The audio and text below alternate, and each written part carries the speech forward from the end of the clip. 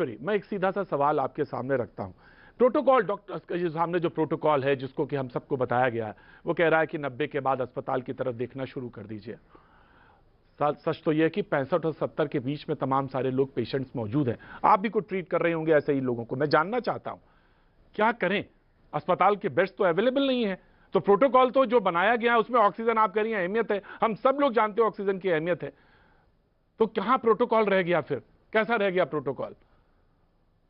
देखिए, दुख की बात यही है कि हमारे पास बेड्स नहीं है, हमारे पास ऑक्सीजन नहीं है। ऐसी सूरत में केवल परिवार लोगों के पास एक ही संबल रह जाता है, एक ही सहारा है और वो है ऑक्सीजन कंसंट्रेटर या फिर ऑक्सीजन सिलेंडर, जो कुछ समय के लिए वो ज़रूर अपने घर में लगा सकते हैं। बहुत सारे परिवारों को अच्छी बात ये भी है कि हम उसके ऊपर भी ठीक होते देख रहे हैं कि ऑक्सीजन सिलेंडर या कंसंट्रेटर के ऊपर भी वो उस कष्टदायी समय को काट पा रहे हैं और कहीं न कहीं कुछ ठीक भी हो रहे हैं। लेकिन कुछ ऐसे भी मामले सामने आ रहे हैं, जैसे कि आपने अभी ज़िक्र भी किया, जिनको हम घर में ऑक्सीजन सिलेंडर और कंसंट्रेटर पर रख करके भी नहीं बचा पा रहे हैं, क्योंकि उनका फिर इतना सडन फॉल होता है और तब वो कहीं जाने लायक नहीं रहते हैं, क्योंकि फिर उन्हें आईसीयू चाहिए और किसी भी अस्पताल में उस वक़्त आईसीयू नहीं होता है। लेकिन ज़रूर मैं लोगों से यही कहना चाहूँगी कि मैं आज भी आता हूं। हमें हिम्मत से खड़े होना ज़रूरी है। बिल्कुल ठीक है, बिल्कुल सही है, आप डॉक्टर हैं और सही वस्तुस्थिति यह है कि हौसला एक बहुत बड़ी मेडिसिन है जिसकी तरफ पे चलना चाहिए। योगिता बयाना, सवाल यह है कि हमारे पास बेड नहीं है, हमारे पास ऑक्सीजन नहीं है और हमारे पास बताने के लिए यह है कि हौसला रखिए। कैसे लड़ें, कहां से लड़ें, कौन सी हिम्मत, कौन सा इंजेक्शन लगाएं, आप बताइए। सुबह से शाम तक यही हो जाता है कि हमें बेड दिला दीजिए, हमें ऑक्सीजन दिला दीजिए, और यह कहना कि ये तो अकस्मात है सब, इसमें तो कोई कुछ कर ही नहीं सकता था। बताइए, अमेरिका जैसा देश हताश हो गया, तो फिर हम आप क्या हैं? हमने पहले क्यों नहीं सबक लिए? कैसे ले लेते सबक? आपको क्या प्रतीक जी मालूम था कि इतनी बड़ी भयावह स्थिति हो जाएगी? आप भी तो बंगाल में ही घूम रहे थे, आपको क्या पता था? ये इस देश को क्या पहले अंदेशा नहीं हुए, कई बार अंदेशे नहीं हुए, या हमने कभी ऐसी तैयारी नहीं की कि अगर ये स्थिति बन जाए? मुझे याद है एंथ्रेक्स के जमाने में भी मैं रिपोर्टिंग ही कर रहा था, तब तो रिपोर्टिंग ही कर रहा था, और वो स्थितियां भयावह होती तब तो हम क्या करते, हम कैसे प्रिपेयर होते? सरकारें चाहे वो रही हो चाहे ये रही हो, सवाल ये है। बयाना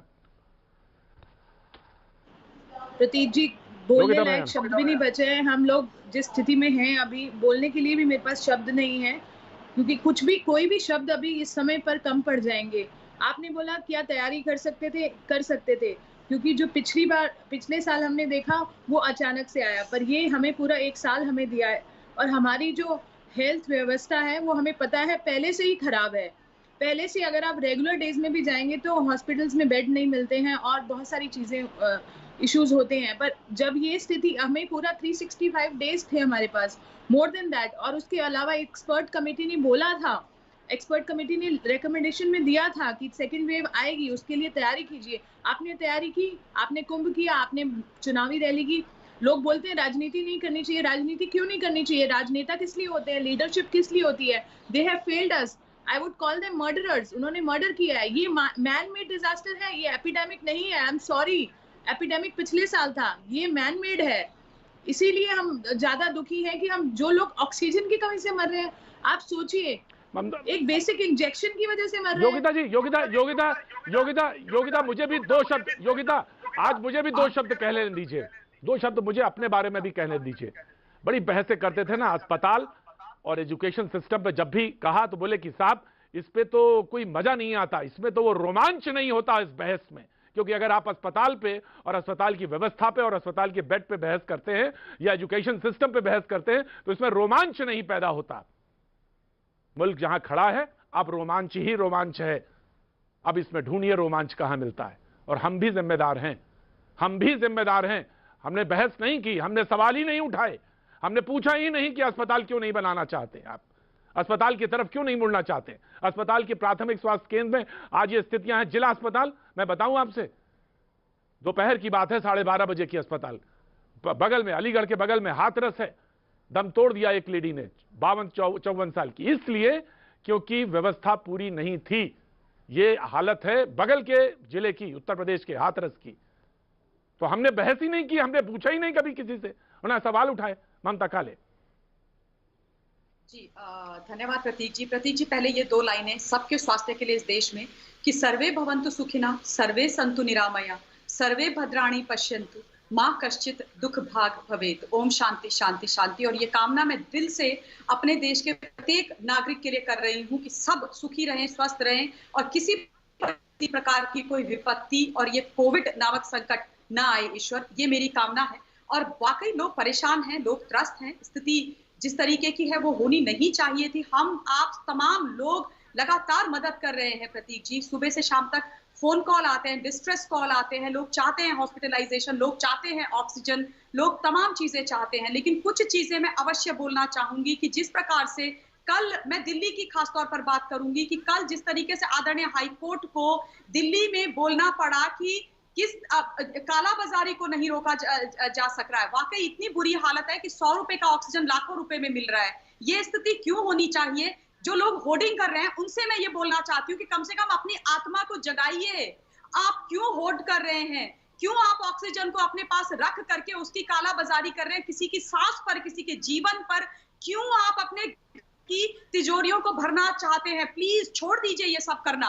मत क्रिएट करिए इस तरीके की समस्या और मत क्रिएट करिए इस तरीके की कुछ कहना चाह रही है, डॉक्टर स्वाति कुछ जोड़ना चाह रही है। ऑफ कोर्स ममता मैं आ रहा। डॉक्टर स्वाति कुछ जोड़ना चाह रही। डॉक्टर स्वाति देखिए, मैं ममता जी से यही बोलना चाहूंगी कि ये बहुत आसान है आज की तारीख में होर्डर्स के लिए बोलना। ये बहुत आसान है कहना आज की तारीख में कि हम भी दिन भर कोशिश कर रहे हैं, लेकिन ये मंजर क्यों आया है? ये मंजर इसलिए आया है क्योंकि आज अस्पतालों में ऑक्सीजन नहीं है, आपकी तैयारी नहीं है, इसलिए ये सारा जो विशियस साइकिल एक और नया शुरू हुआ है, ये यहाँ से शुरू हुआ है। आप उनसे अपील तो कर रही है, कृपया सरकार से अपील करिए, सभी राज्यों की और देश की सरकार से अपील करिए कि पहले ऑक्सीजन मुहैया कराएं, पहले लोगों को वो दिलवाएं। जिस तरह से एक एक सेकंड में इस वक्त भारत में मृत्यु हो रही है, कहीं ना कहीं अब सबको आत्मचिंतन की बहुत ज्यादा जरूरत है और अब कम से कम हमें इस सिलसिले को रोकना भी बहुत जरूरी है, क्योंकि नहीं तो ये हमारे हाथ से निकल जाएगा। ममता काले आप सरकार से कहिए। जी डॉक्टर माहेश्वरी जी बहुत बहुत धन्यवाद। और मैं आपसे ये बोल देना जी डॉक्टर माहेश्वरी जी बहुत बहुत धन्यवाद कि आप ये बोल रहे हैं कि बहुत आसान है। आसान नहीं है डॉक्टर माहेश्वरी, आसान नहीं है, सही कह रही हैं आप। क्योंकि मैं रात के 12-1 बजे तक स्वयं से मदद कर रही होती हूँ, सिर्फ चैनल पर आकर के बात नहीं करती हूँ, नहीं वो मेरा उद्देश्य नहीं है। मदद कर रहे हैं और ये आसान नहीं है, ये आसान नहीं है यहाँ पर आकर के बोलना। Point number 1। पॉइंट नंबर 2, हर सरकार से निवेदन किया जा रहा है। जहां तक केंद्र की सरकार का सवाल है, मैं अगर सिर्फ दिल्ली की आज बात करूं, सिर्फ दिल्ली की अगर बात करूं, देश की राजधानी की, तो फिर 8 ऑक्सीजन प्लांट यहां पर दिए गए थे जिसमें से 1 लगा। और आप छोड़ दीजिए उन सारी चीजों को भी, क्यों नहीं दिल्ली के अंदर पिछले 6 साल में, बिल्कुल सही बात है, एक भी हॉस्पिटल खड़ा हुआ?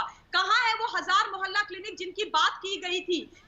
गया वो पैसा जो मोहल्ला क्लिनिक पर लगाया गया, क्यों नहीं उनसे यहाँ की व्यवस्था? ये सारी चीजें तो आज किया गया। और ये मेरा निवेदन है, ये राजनीति की बात नहीं है, लेकिन सच्चाई तो बयान करनी पड़ेगी ना, क्योंकि दिल्ली की स्थिति इस वक्त बहुत खराब है। दिल्ली की भी स्थिति इस वक्त बहुत खराब है। क्यों नहीं ममता काले बहुत खराब है। ममता लैंडस्लाइड मैंडेट उनको मिला, हर बार वो अपनी जिम्मेदारी को खत्म नहीं कर सकते कि इसने हमारी मदद करी, उसने हमारी मदद नहीं करी। मैं Mamta Kale of course I will answer, जी स्वाति डॉक्टर